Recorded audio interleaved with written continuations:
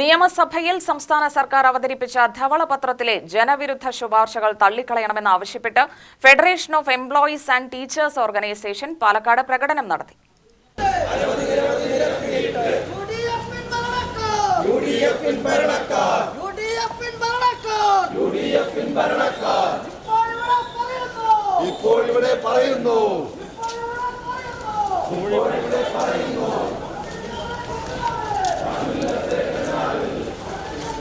NGO union ജില്ലാ secretary K Santhosh Kumar പ്രകടനം ഉദ്ഘാടനം നിർവഹിച്ചു.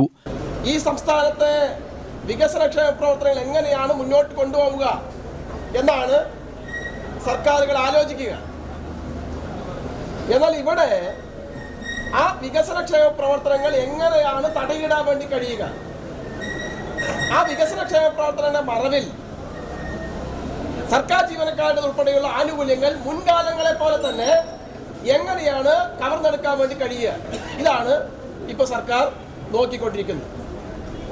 ഞാൻ നിങ്ങളോട് ചോദിക്കുന്നത്, ഇവിടെ ഇരിക്കുന്ന ഏതെങ്കിലും ജീവനക്കാർക്ക് ഈ കഴിഞ്ഞ മെയ് മാസം 4-ാം തീയതിക്ക് മുമ്പ് ഈ സംസ്ഥാനത്തിന്റെ ആകെ വരുമാനത്തിന്റെ 80% ജീവനക്കാരുടെ ആനുകൂല്യം കൊടുക്കാനാണ് എന്ന് നിങ്ങൾ ആരെങ്കിലും അറിഞ്ഞിട്ടുണ്ടോ? അറിഞ്ഞിട്ടുണ്ടാവില്ല.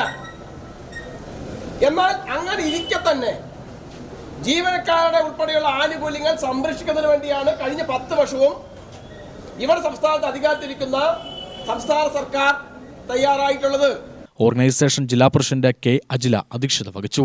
താലൂക്ക് സെക്രട്ടറി ബി രാജേഷ്, ഹൈദരലി, മഹേഷ് കുമാർ എന്നിവർ പ്രസംഗിച്ചു.